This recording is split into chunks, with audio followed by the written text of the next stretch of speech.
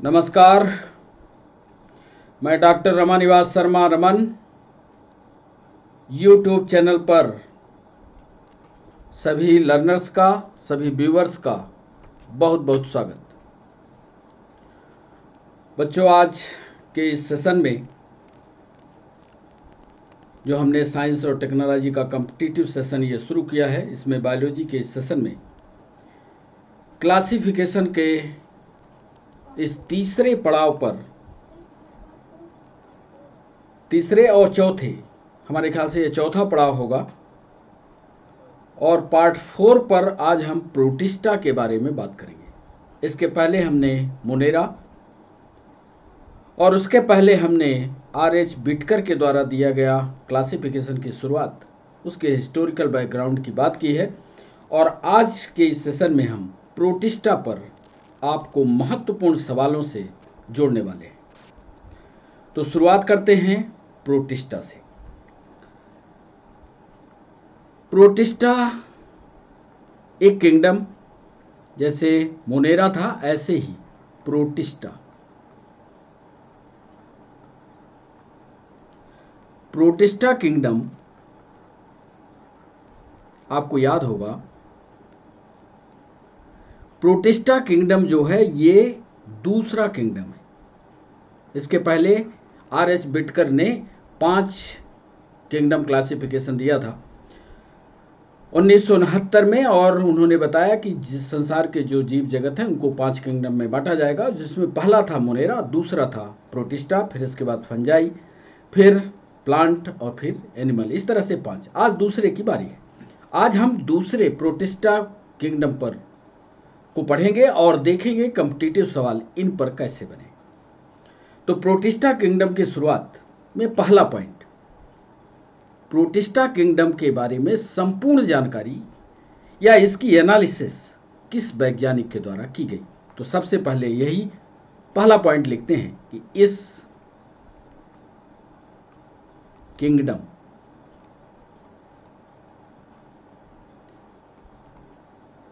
का वर्णन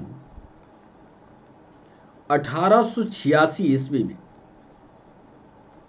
competitive point है, 1886 ईस्वी में हीकल नाम के वैज्ञानिक ने, हीकल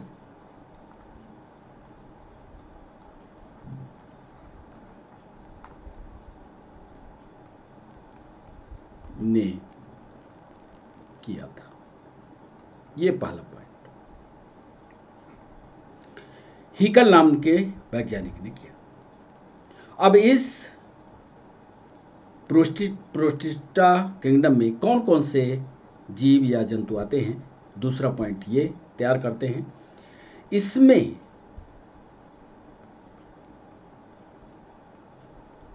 एक कोशिकीय जीव,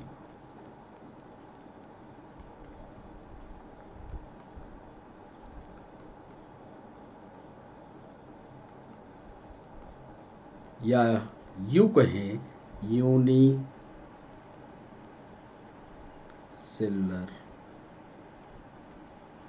एक कोशिकीय जीव आते हैं। और ऐसा माना जाता है, आगे लिखिएगा, और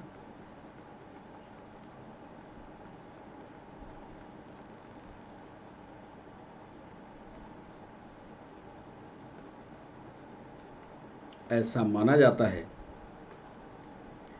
कि इनकी उत्पत्ति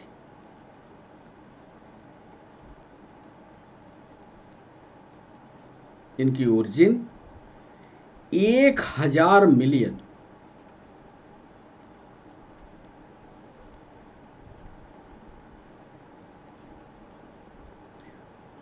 वर्ष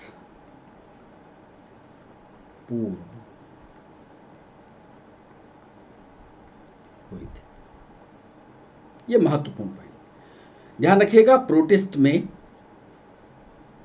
एक कोशिकीय जीव आते हैं, यूनिसेलुलर आते हैं, और ऐसा माना जाता है कि 1000 मिलियन वर्ष पूर्व इनकी उत्पत्ति हुई। तीसरा महत्वपूर्ण पॉइंट आपको बताने जा रहे हैं, उसका ड्रामेटिक रिप्रेजेंटेशन भी हम आपके लिए लाए हैं। तीसरा महत्वपूर्ण पॉइंट जो हम बताना चाह रहे हैं आपको, कि प्रोटिस्ट को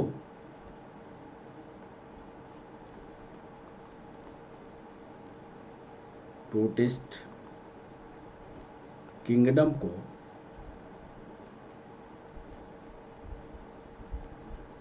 तीन प्रमुख समूहों में बांटा गया। यह सबसे इंपॉर्टेंट है, इसी पर कॉम्पिटिटिव एग्जाम में सवाल पूछे गए। प्रोटेस्ट को तीन प्रमुख किंगडम में बांटा गया। अब वो तीन प्रमुख किंगडम कौन कौन से हैं, इनको एक एक करके पढ़ते हैं। ये देखिए, पहला किंगडम जो इसका ग्रुप है उसको पहले लिखते हैं। इसमें आता है फोटो सिंथेटिक प्रोटिस्ट। अब यहां से अर्थ आप समझ गए होंगे कि फोटोसिंथेटिक प्रोटिस्ट कहेंगे किसको। फोटोसिंथेटिक प्रोटिस्ट का मतलब होगा ऐसे प्रोटिस्ट जो प्रकाश संश्लेषण की क्रिया को करते हो। सीधा अर्थ यहीं से लगाइएगा, फोटोसिंथेटिक मतलब जो प्रकाश संश्लेषण की क्रिया करते होंगे। चाहे तो आप शार्ट में यहां प्रकाश संश्लेषी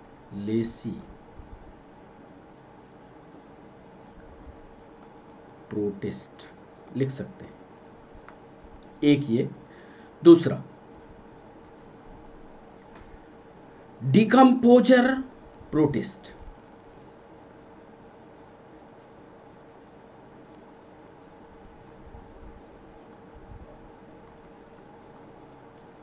डिकम्पोजर का अर्थ आप समझ रहे होंगे, अपघटक। प्रोटिस्ट ऐसे प्रोटिस्ट या ऐसे जीव जो अपघटक का काम कर रहे हों। और तीसरा जो सबसे महत्वपूर्ण है वो है प्रोटोजोआ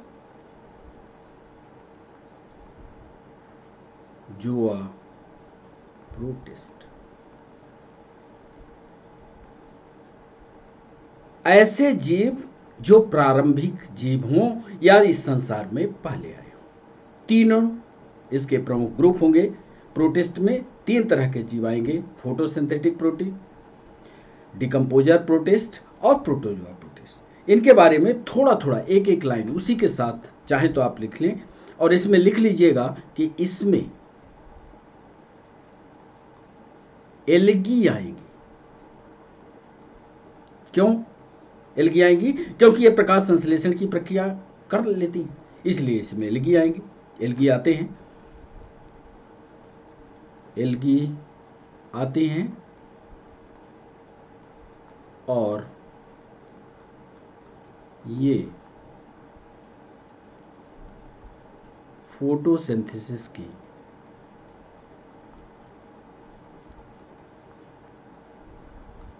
प्रक्रिया करती है। अब सबसे महत्वपूर्ण है कि इसके उदाहरण आपको याद रहे, क्योंकि ये ऑब्जेक्टिव में पूछा जाता है कि फोटोसिंथेटिक प्रोटिस्ट कौन कौन से। तो उदाहरण बताइए। इसका उदाहरण है, ये आपको याद होगा, यूग्लिना। इसके उदाहरण हैं जिसमें दो फ्लैजिला होते हैं, नाम है डाइनोफ्लैजिलेट।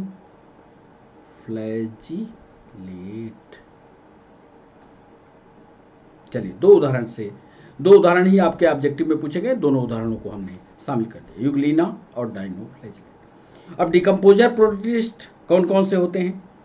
ऐसे प्रोटिस्ट जिनमें हरित लवक नहीं होता, या ये कह लें क्लोरोप्लास्ट एब्सेंट। जब क्लोरोप्लास्ट एब्सेंट होगा तो ये प्रकाश संश्लेषण नहीं कर पाएंगे, तो खाना फिर कैसे खाएंगे?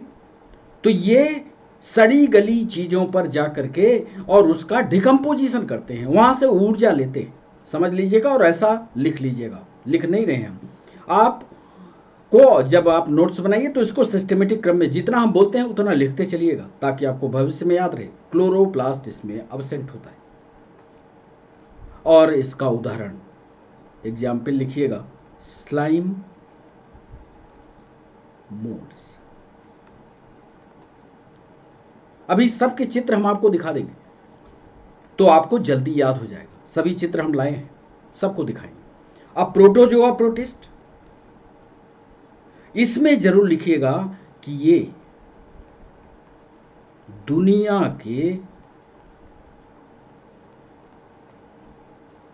प्रथम जीव है। ये दुनिया के प्रथम जीव माना जाता है, इसीलिए इनका नाम प्रोटोजोआ है। प्रोटो का मतलब होता है प्रारंभिक, जोआ का मतलब जीव। ये दुनिया के प्रथम जीव है। और ध्यान रखिएगा, ये मिट्टी में पाए जाते हैं।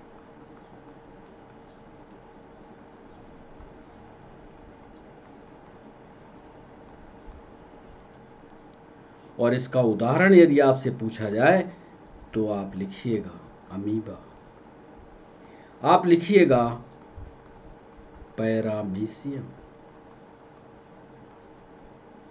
दूसरे काम चलाइए, सारे के सारे चित्र आगे आपको देखने को मिल जाएंगे कि अमीबा क्या है, पैरामीशियम क्या है, स्लाइम मोड्स क्या है, यूग्लिना क्या है, डायनोफ्लैजिलेट क्या है, सब चित्रों के माध्यम से देख लेंगे। तो कुल मिलाकर के प्रोटिस्ट 3 भागों में बटेगा, फोटोसिंथेटिक, डिकम्पोजर और प्रोटोजोआ प्रोटिस्ट।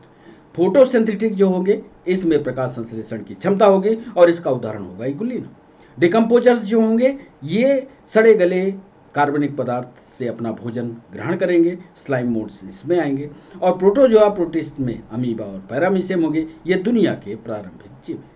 अब इतनी बातों को बताने के बाद जो हमने पहले इसके बताया कि प्रोटिस्टा किंगडम जो है वो 3 प्रमुख समूहों में बांटा गया, इसका ड्रामेटिक रिप्रेजेंटेशन भी हमने करके दिया है, देख लीजिए। Classification of protist, most protists are classified by their method of obtaining nutrients। ये हम यहाँ बताने के लिए इसको लगाए हैं कि भोजन ग्रहण करने की विधि के आधार पर, याद करिएगा, भोजन ग्रहण करने की विधि के आधार पर, किस आधार पर, कौन से लक्षण के आधार पर प्रोटिस्टा को 3 भागों में बांटा गया, याद रखिएगा, पोषण के आधार पर। याद कर लीजिएगा, पोषण के आधार, पोषण के आधार पर एनिमल लाइक प्रोटिस्ट यानी जूओप्लैंक्टन या हेटेरोट्रॉप्स होंगे जो जंतु जैसे होंगे, प्लांट लाइक एल्गी, और फंगस लाइक जो पैरासिटिक होते हैं, जो मोड्स होते हैं। तो ये भी इनका नाम हो सकता है, जो कॉम्पिटिटिव एग्जाम में ये पूछा जा सकता है, उसी नाम को बदला जा सकता है। आप देखिए जरा, हमने क्या लिखा, फोटोसिंथेटिक यानी प्लांट लाइक। आ जाइए, प्लांट लाइक हमने लिखा, यहां किसका उदाहरण, एल्गी लिखेंगे। आप देखिए शब्दों को बदला है, कहीं से भी घुमाकर कॉम्पिटिटिव एग्जाम सवाल पूछे आप दीजिएगा जवाब। फाइटोप्लैंक्टन या प्लांट लाइक प्रोटिस्ट जिसमें फोटोसिंथेसिस की प्रक्रिया हो रही है। दूसरा, ऐसे एनिमल जो दुनिया में प्रथम जीव के रूप में आए, जंतु के रूप में आए, मिट्टी में रहे, उनको एनिमल लाइक, ये देखो हेटेरोट्रॉप्स होंगे, दूसरे पर निर्भर करेंगे। और तीसरे हमने बांट दिया डिकम्पोजर प्रोटिस्ट। डिकम्पोजर का मतलब जो ऐसे जीव जो दूसरे पर सड़े गले कार्बनिक पदार्थों पर अपना जीवन निर्वाह करते हैं, उनको नाम दे दिया फंगस लाइक प्रोटिस्ट। ये है मोल्ड, ये एक शॉर्टकट में इनका चित्र बना हुआ, ये देखिए।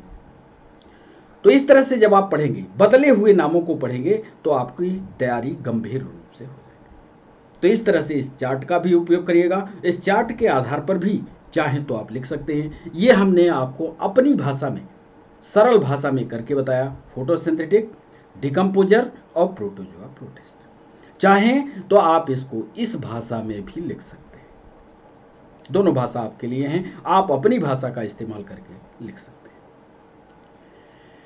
फिर प्रोटिस्टा की विशेषता क्या क्या होती है, अब यहां पर विशेषता की हम बात करते हैं और उन्हीं विशेषता की हम बात करेंगे जो ऑब्जेक्टिव में महत्वपूर्ण है। जो कॉम्पिटिटिव पॉइंट्स के लिए महत्वपूर्ण है। सबसे पहली विशेषता कल इसके पहले वाले भी लेक्चर में हमने सेल वॉल और सेल मेम्ब्रेन की बात की थी। एक है कोशिका भित्ति और एक है कोशिका झिल्ली। प्रोटिस्टा की विशेषता ये होगी, ध्यान से सुनिएगा, प्रोटिस्टा की विशेषता ये होगी कि सेल वॉल और सेल मेम्ब्रेन दोनों पाई जाएगी। लिख लीजिएगा, सेल वॉल और सेल मेम्ब्रेन प्रेजेंट। ये विशेषता है। लेकिन जो ऑब्जेक्टिव में पूछा गया सवाल था उसको देखिए कितनी गहराई में ले जाकर के पूछा। उसने पूछा इसकी सेल वॉल किसकी बनी होती है। तो याद करिएगा कि इसकी जो सेल वॉल होती है, जैसा कि आप जानते हैं, सेलुलोज की, ये तो सब जानते हैं, सेलुलोज की भी बनी होती है, प्रोटीन की भी बनी होती है। याद करिएगा, प्रोटीन की भी हो सकती है और साथ साथ में सबसे बड़ी बात सिलिका की भी बनी होती है। कहीं आपसे यदि पूछ दे कि प्रोटिस्ट की सेल वॉल काहे की बनी होती है, तो आप इस पर अटके मत रहिएगा कि सेलुलोज प्रोटीन पर, सिलिका की भी बनी होती है। याद रखिएगा, सिलिका भी होता है और सिलिका की बनी होने के कारण इसको छानने के लिए छन्ने के रूप में भी इस्तेमाल होता है। तो सबसे बड़ी विशेषता कि इसकी जो सेल वॉल होती है सेलुलोज की, प्रोटीन की, सिलिका की बनी होती है। पहला महत्वपूर्ण पॉइंट। चलिए दूसरे पॉइंट को, इसमें जितने भी कोशिकीय अंग हैं,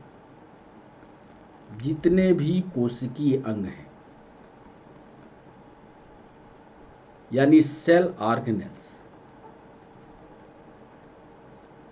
अब सेल ऑर्गेनेल्स में आप क्या बताओगे? जैसे न्यूक्लियस, जैसे माइटोकॉन्ड्रिया, जैसे गोल्गी बॉडी। जितने भी सेल ऑर्गेनेल्स हैं वो सब के सब पाए जाते हैं। नोट कर लीजिए, पाए जाते हैं। जितने भी सेल ऑर्गेनेल्स हैं सब पाए जाएंगे। तथा चलने के लिए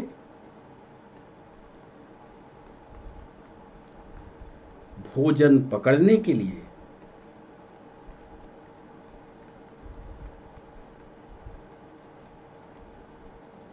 सीलिया तथा फ्लैजिला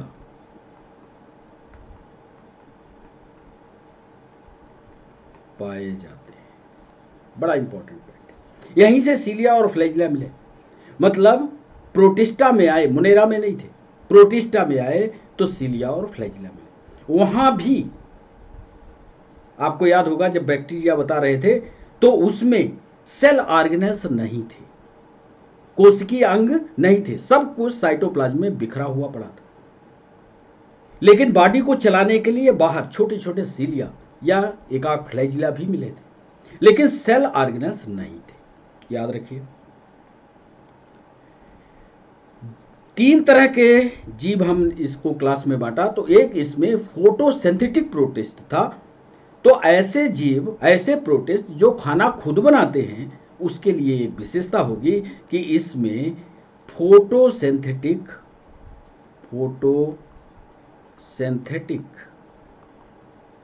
पिगमेंट यानी क्लोरोप्लास्ट पाया जाता है, जो ऑटोट्रॉफ का गुण प्रदर्शित करते हैं। बिल्कुल सही है। जिसके पास ऑटोट्रॉफ वो कहलाएंगे जिसके पास भोजन बनाने की खुद की क्षमता हो। यदि क्लोरोप्लास्ट है तो अपना खाना बना लेंगे, इसलिए ऑटोट्रॉफ दिखाएंगे। लेकिन कुछ ऐसे भी तो जीव हैं जिसको ग्रुप में हमने बांटा है कि वो डिकम्पोजर है।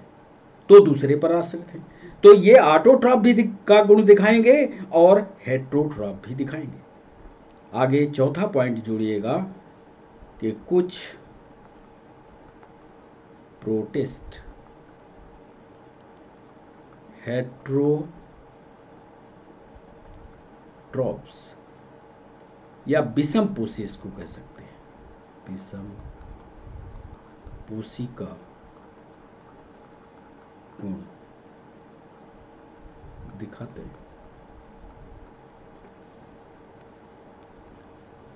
तो प्रोटिस्ट जो है दोनों तरह का गुण दिखाएंगे, हेटेरोट्रॉफ भी होंगे और ऑटोट्रॉफ भी, तो दोनों गुण आपको दिखाना है। आप बताइए, दीमक के बारे में जानते होंगे, टर्माइट्स होते हैं, वो लकड़ी को पूरी तरह से खा लेती है और आप कहते हो कि ये घुन लग गया। लकड़ी खाने वाली जो टर्माइट्स होती हैं, जो चींटियां होती हैं, तो लकड़ी जब खाती होंगी तो पक्का है कि उनके शरीर में सेल्यूलोज जाता होगा। तो इस सेल्यूलोज को वो पचाती कैसे, एक सवाल ये भी पूछा गया। तो सेल्यूलोज के डाइजेशन के लिए टर्माइट्स में, ये पॉइंट नोट करिएगा, यहां 5वें पॉइंट में लिखिएगा कि लकड़ी खाने वाले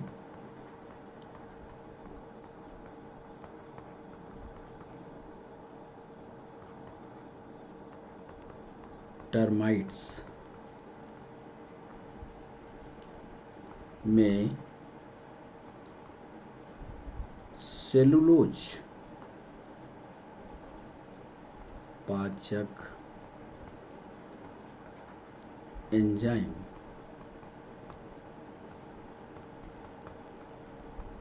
पाए जाते हैं।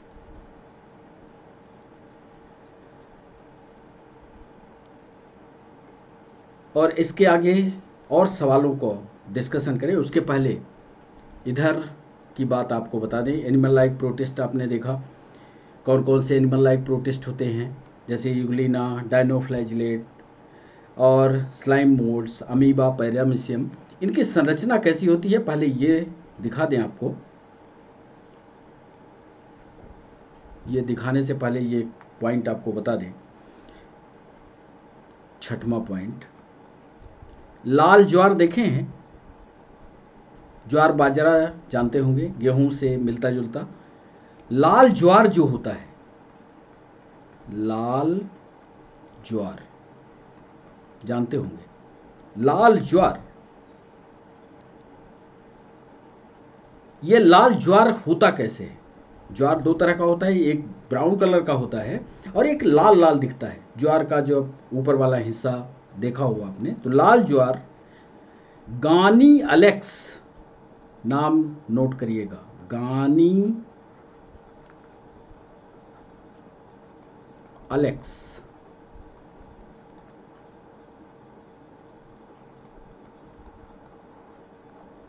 गानी अलेक्स नामक लाल प्रोटिस्ट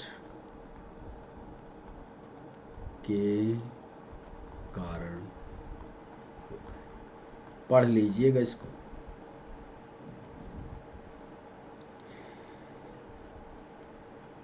कुछ प्रोटिस्ट ऐसे हैं जो नदी और तालाब के अंदर पाए जाते हैं, मिट्टी में भी पाए जाते हैं, लेकिन वो ऊपर की तरफ बढ़ते हुए दिखाई देते हैं। उसका कारण क्या है? जिसमें से कुछ जातियों का नाम हम लिखे देते हैं। नेबी कुलाल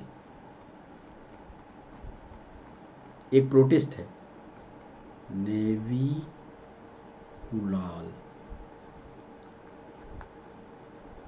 नामक डायटम प्रकाश की ओर गति करते हैं।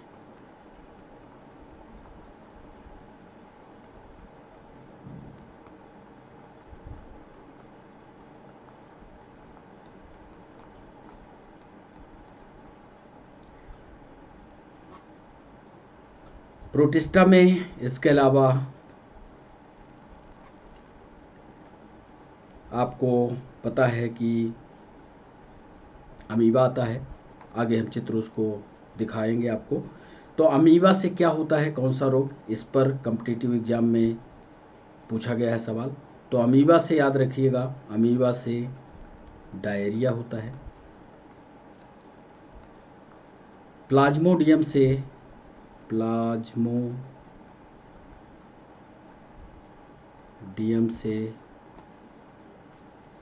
मलेरिया होता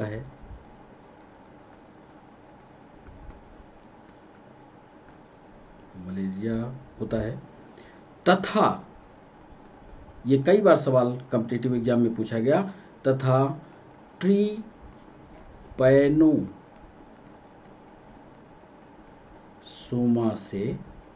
ट्रिपैनोसोमा से अफ्रीकी निद्रा रोग,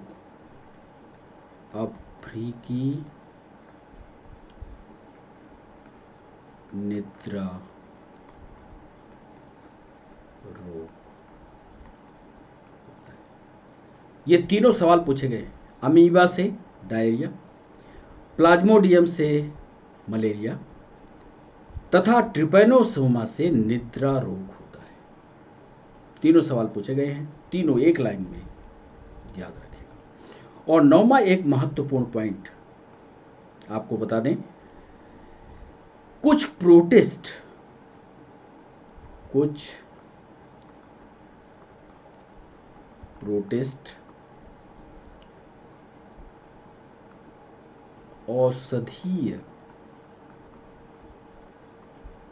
औषधीय रूप से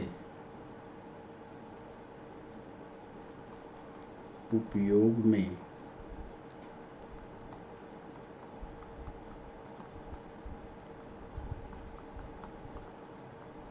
लाए जाते हैं। उनका क्रम से नाम अभी हम करके बताते हैं। जो सवाल पूछे गए हैं उसके पहले जो महत्वपूर्ण है उसके बारे में थोड़ा आपको दिखा दें। ये देखिए, ये है यूग्लिना। हमने इसके पहले उदाहरण आपको बताया। यहाँ पर आप याद करिए, जब हमने इसका वर्गीकरण किया था तो हमने ये दिखाया कि फोटोसिंथेटिक प्रोटिस्ट ऐसे प्रोटिस्ट हैं जिसका उदाहरण यूग्लिना और डायनोफ्लाइजिलेट बताया। तो ये देखिए यूग्लिना की संरचना, ये है यूग्लिना। इसमें यूग्लिना में बाकी संरचनाएं तो आप देख रहे हो, ये एक फ्लैजिलम है, ये जो है ये फ्लैजिलम वाली रचना है। ये फ्लैजिलम एंटीरियर पार्ट पर होता है। सबसे बड़ी जो बात है, जो हम यूग्लिना का चित्र आपको दिखाना चाह रहे थे, कि ये यूग्लिना जीव है, यानी एनिमल है। एक तो बात, ये एनिमल है, और इस एनिमल के साथ ये जो विशेष रचना जुड़ी हुई है ये कहलाती है क्लोरोप्लास्ट। एनिमल्स के अंदर क्लोरोप्लास्ट का पाया जाना ये थोड़ा आश्चर्यजनक है, और इसी क्लोरोप्लास्ट के कारण ये जो है प्लांट लाइक संरचना में या फोटोसिंथेटिक कंडीशन को प्रदर्शित करता है। बस ये यूग्लिना, इसीलिए इसको कभी कभी एनिमल और प्लांट के बीच में एक कनेक्टिंग लिंक माना जाता है। बाकी देखो, न्यूक्लियस है, कंट्रैक्टाइल वैक्यूल है जो एनिमल का लक्षण है, पेलिकिल है, बाहर की एक कवरिंग है, तो ये यूग्लिना है। दूसरा एक उदाहरण हमने इधर बताया था, आपको याद होगा, डायनोफ्लाइजिलेट। ये देखिए, अच्छा पहले उसके अमीबा देखिए, ये अमीबा है, ये प्रोटोजोआंस में एनिमल्स लाइक है, ये एक कोश की जीव है। इसी एक कोशिका के अंदर सब कुछ है, ये देख लीजिए, जितनी भी संरचनाएं होती हैं सब कुछ इसके अंदर है, कोई भी ऐसी चीज नहीं है जो ना हो। और ये सारे के सारे वो फंक्शन पूरा करता है, ये सारे के सारे वो काम करता है जो एक सामान्य जीव करता है। रेस्पिरेशन ये करता है, रिप्रोडक्शन ये करता है, मूवमेंट ये करता है, सब कुछ करता है। तो ये देखो, कई बार ऑब्जेक्टिव में ये सवाल पूछा गया कि इसके चलन के लिए क्या होता है। ये देखो, चलन के लिए स्यूडोपोडिया, बाहर ये देखो ऐसे हाथ बढ़ाता है, ये इसके अंदर का लिक्विड मटेरियल वाला हिस्सा जो है आगे की तरफ मूव कर जाता है, तो ये आगे प्रोजेक्शन बढ़ जाते हैं, और इसीलिए इसको स्यूडोपोडिया बोलते हैं। स्यूडो का मतलब होता है झूठा। अब पोड का मतलब होता है पैर, झूठा पैर ये बना लेता है और आगे की तरफ मूव कर जाता है। बाकी सारी रचनाएं फूड बैकहोल होती हैं, खाना पकड़ लेगा, अंदर ले जाएगा और फिर उसका डाइजेशन कर लेता है। कॉन्ट्रेक्टाइल बैकहोल होती है फूड स्टोर करने की। ये सारी रचनाएं अमीबा में होती हैं। तो ये अमीबा भी एक उदाहरण है प्रोटिस्ट का। ये है डाइनोफ्लैजिलेट। डाइनोफ्लैजिलेट की विशेषता ये है, डाई का क्या मतलब होता है, डाई का मतलब है दो, फ्लैजिला, फ्लैजिला का मतलब होता है वही कसाभिका, जिसको आप कसाभिका कहते हो। कसाभिका का मतलब दोनों हिस्से उसके बन जाए। ये देखो, ये डाइनोफ्लैजिलेट है, ये देखो, ये दो कसाभिका है। इसमें देखो तो ये कसाभिका इधर, बॉडी ये कसाभिका, इसका देखो ये हिस्सा, ये हिस्सा, ये हिस्सा, ये हिस्सा। तो ये पूरी बॉडी है, ये पूरी बॉडी है। और ये जो हिस्से आपको दिख रहे हैं ये सब के सब ये डाइनोफ्लैजिलेट को दिखाते हैं। डाइनोफ्लैजिलेट किसके उदाहरण थे, जरा इधर बैक करके चलते हैं। और डाइनोफ्लैजिलेट किसका उदाहरण था, ये देखते हैं, ये यूग्लिना के साथ, यानी फोटोसिंथेटिक प्रोटिस्ट है। इसमें भी प्रकाश संश्लेषण की प्रक्रिया होती है। तो याद रखिएगा, डाइनोफ्लैजिलेट भी प्रकाश संश्लेषण की प्रक्रिया को करते हैं। ये ऑटोट्रॉफ होते हैं। एक बार ये सवाल पूछा गया है कि डाइनोफ्लैजिलेट फोटोसिंथेटिक है, आपका जवाब होगा यस। एक बार ये सवाल पूछा गया कि ये ऑटोट्रॉफ होते हैं, आपका जवाब होगा हाँ, क्योंकि ये खाना खुद बनाते हैं इसलिए ऑटोट्रॉफ है। तो दो महत्वपूर्ण पे, ये पैरामीशियम है जो अमीबा के लाइन में आता है। इसमें देखिए, इसमें चलने के लिए बाहर इसके सीलिए, ये देखिए सीलिए, बाहरी संरचना सब कुछ हुई। इसके विस्तार से पूरी की पूरी संरचना आगे के चैप्टर पर जब हम आएंगे, तो जब अमीबा पैरामीशियम की विस्तार से रचना बताएंगे तो बताएंगे। अभी सिर्फ इसकी संरचना आप समझिए, जो उदाहरण हमने शामिल किए उसके चित्र आपको कैसे याद रहे, कैसे क्लासिफिकेशन का हर पॉइंट आपको याद रहे, ये आपको ध्यान में रखना है। तो इसको याद रखिएगा कि इसमें बाहर पेलिकल की रचना है, ओरल ग्रुप बनी हुई है, यहीं से ये खाना लेता है, खाना को अंदर लेता है, खाना को अंदर ले जाकर के ये डाइजेशन की पूरी प्रक्रिया करता है। तो ये बात की बात होगी। तो पैरामीशियम, आपने इसको सुना होगा कि ये चप्पल के सोल की तरह दिखता है, बिल्कुल सोल की तरह दिख रहा है। तो इस पर विस्तार से फिर बात करेंगे। ये हैं वो जो प्रकाश संश्लेषण मतलब प्रकाश की ओर भागते हैं। ये देखिए पानी में काई की तरह, जहाँ पानी सड़ी हुई कंडीशन में होता है, उसमें ये सूर्य के प्रकाश की तरफ भागते हुए दिखाई देती हैं। ऐसा लगता है जैसे सूर्य का प्रकाश ऊपर से आता है। तो ये रचनाएं जो हैं ऊपर की ओर उठती हुई, ये देखिए, ये देखिए, ये ऊपर की ओर उठती हुई रचनाएं होती हैं। इसको क्या कहते हैं, इधर हमने कहा है, ये देखिए, आइए,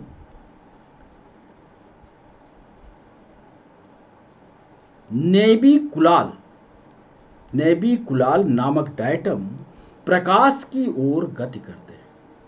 देख लिया, ये जो 7वां पॉइंट लिखा था इसका प्रूफ करने के लिए हमने, ये एक डायटम है और यह प्रकाश की ओर गति करता है।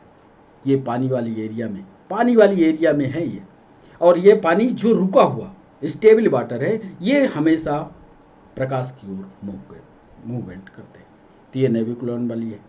ट्रिपैनोसोमा, ट्रिपैनोसोमा में एक रोग होता है, ये एक रोग फैलाता है।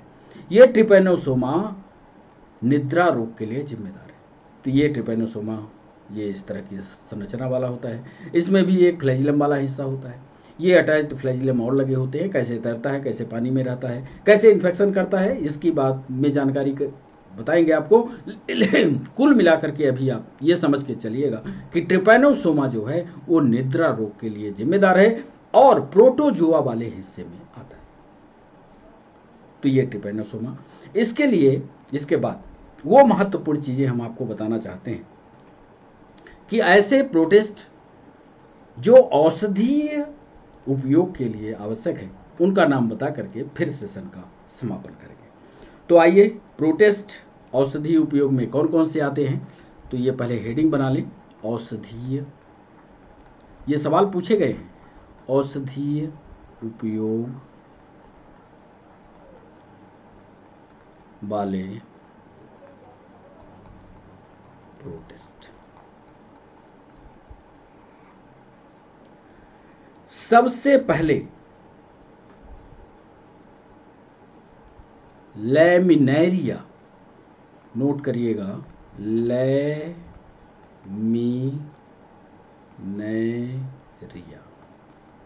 अंग्रेजी भी लिखे देते हैं लैमिनेरिया।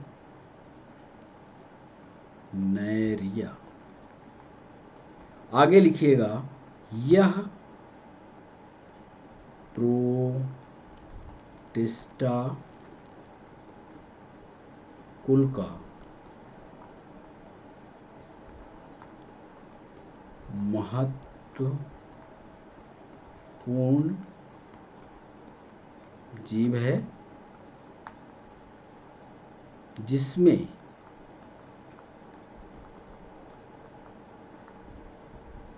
प्रचुर मात्रा में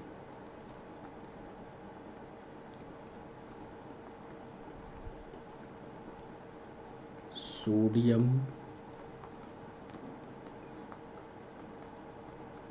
पाया जाता है। पीएससी में पूछा गया सवाल। लैमिनेरिया जो है ये प्रोटिस्टा कुल का है या प्रोटिस्टा किंगडम में आने वाला जीव है और इसमें मैक्सिमम मात्रा में सोडियम पाया जाता है। तो पहला पॉइंट याद रखिए। दूसरा पॉइंट लिखिएगा, फुचिडिन, PHUCHIDIN, फुचिडिन, फुचिडिन, यह प्रोटिस्ट है जिसमें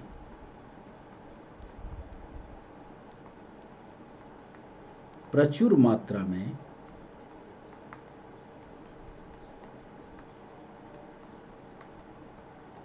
सल्फेट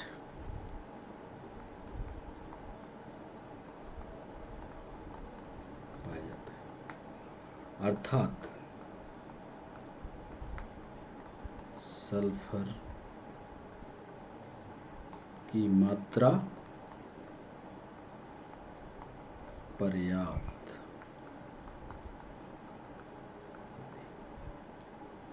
इसके बाद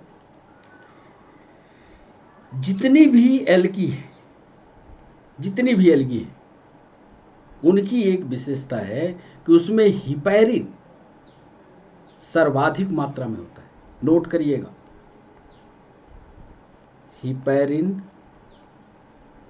हिपैरिन जानते हैं, हिपैरिन प्रोटीन है। हिपैरिन प्रोटीन एल्गी में बहुतायत में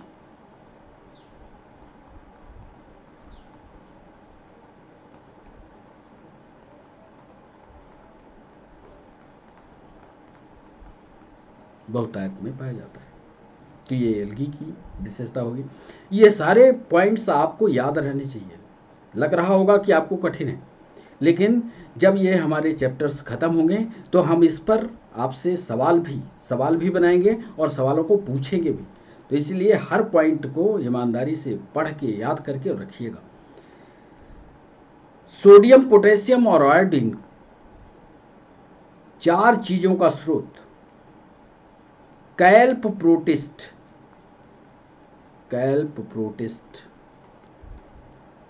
या दोनों तरह का नाम आपकी किताबों पर मिलेगा। कैल्प के से भी मिलता है और से कैल्प प्रोटिस्ट में सोडियम, पोटेशियम तथा आयोडीन प्रचुर मात्रा में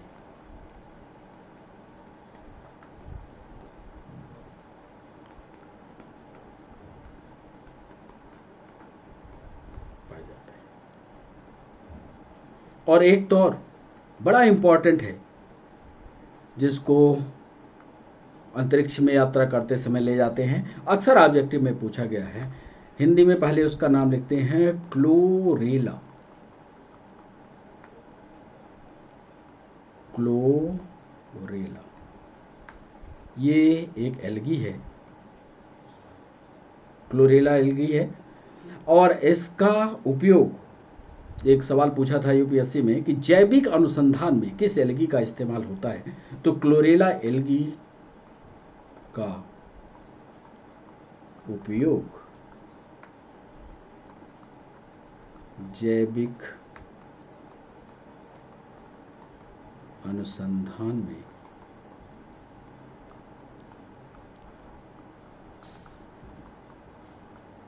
क्लोरेला एल्गी का उपयोग जैविक अनुसंधान में किया जाता है। तो इतने जो इम्पॉर्टेंट पॉइंट थे वो प्रोटिस्टा में महत्वपूर्ण थे। प्रोटिस्टा के बारे में जो कॉम्पिटिटिव एग्जाम में सवाल पूछे गए पिछले कई सालों से, जो प्रोटिस्टा से जुड़े हुए सवाल थे या जो हमें लग रहे थे सवाल कि वो पूछे जा सकते हैं, उनको इस तरह से जोड़ करके हमने आपको पढ़ा दिया।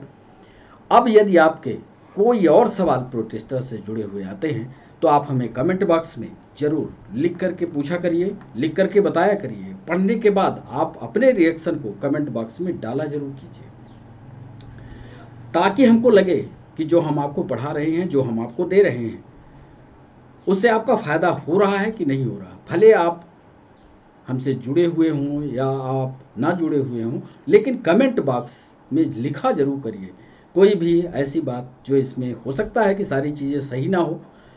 हर हम कोशिश करते हैं कि सारी चीज़ों को सही आपके सामने पेश करें, आपके पेपर से निकाले हुए सवालों को आपके सामने लाएं, जो आपकी पहुंच से दूर हैं उन सवालों को लाएं, आपको सही सही जानकारी रखें आपके सामने। तो ये सारी चीज़ें आप प्रोटिस्टा के बारे में पढ़िए। और अब इसके बाद जो हमारा तीसरा ग्रुप होगा वो फंजाई का होगा। अब जो हमारा अगला लेक्चर होगा वो फंजाई पर होगा। तो अब हम सब फंजाई के सेशन का इंतज़ार करें। और बच्चों, एक बात ज़रूर ध्यान रखिए कि यदि आप हमें लाइव चाहते हैं कि हम आपसे लाइव जुड़ पाएँ, तो लाइव जुड़ने के लिए हमारे चैनल को सब्सक्राइब कीजिए, क्योंकि जितना जल्दी सब्सक्राइबर्स की संख्या बढ़ेगी, जितना आप बात करोगे, उतना जल्दी हम आपसे लाइव हो पाएंगे। तो आप सभी बच्चों का, सभी लर्नर्स का, सभी यूट्यूब चैनल्स के दर्शकों का इस सेशन को वॉच करने के लिए बहुत बहुत शुक्रिया, बहुत बहुत धन्यवाद। नमस्कार।